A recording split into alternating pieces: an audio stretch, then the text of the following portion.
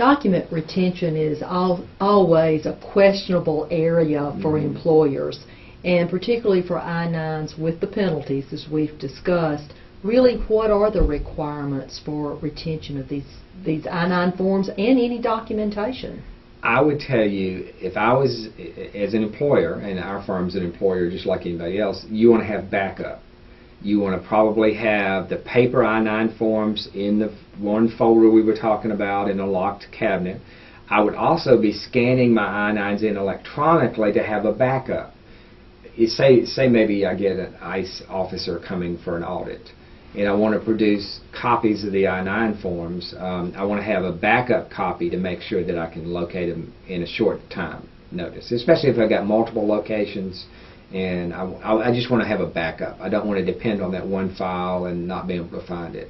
So, in fact, you are able to scan and load these in a computer. That does not violate any Privacy Act or any parts of this law. Not a bit. You do have certain requirements. Let's talk about the retention requirement. And this is kind of a nice little form to help you understand. You have to retain an I-9 form for 3 years from the date it was filled out, completed, or from 1 year after the employee leaves you, whichever is longer. Say somebody has worked for me for 6 months. I've got to retain that I-9 form for 2 years and 6 months after they leave my employment.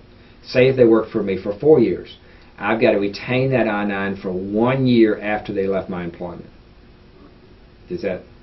It makes sense, okay. But it's just more paperwork to keep up with. That's why this form would be very valuable. And what you need to do as an employer is set up a form retention, because you don't really want to keep I-9s that are 10, 15 years old. To the extent that maybe you made errors on those I-9s that weren't corrected and things like that, but you need to have an internal retention policy that complies with the statutory requirement.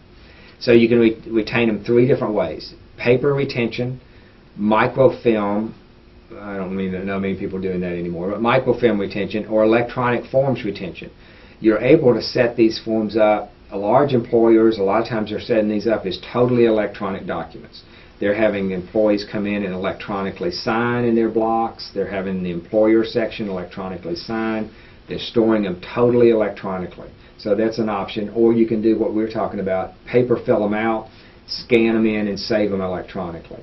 You've got to have ways to index them and retrieve them is the main issue. Then you've got to make sure you've got backup. So if you're going to store them electronically, you want to have some other backup drives that you can retrieve those on. And that's just a good. But you can store them all, at least 3 different ways.